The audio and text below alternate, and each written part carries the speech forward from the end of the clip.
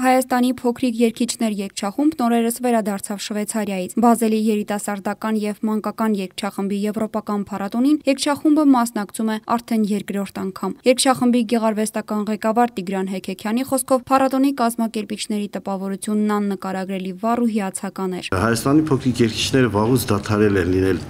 քաղաքապետարանի կամ Երևանի կամ Հայաստանի հարստությունը, նրանք իրապես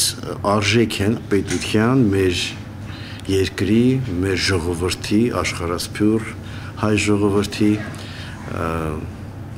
ուղղակի սեփականություն է։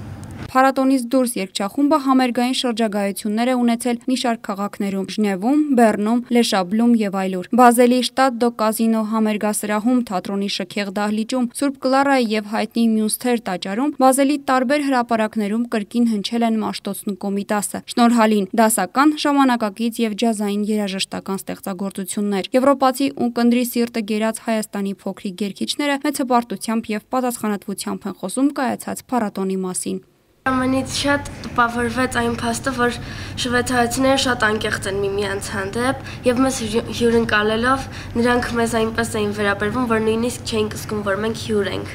Զգում ենք ինչպես մեր հայրենիքում ենք եւ ինչպես մեր ընտանիքներում։ Փառատոնի ընթացքում մենք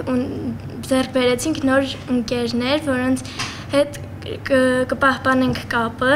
այստեղից եւ շատ ուրախ էինք եւ շատ ջերմ ընդունելության արժանացանք Շվեյցարիայում։ Մենք այսինքն հասել ենք բարձունքում մի կետի,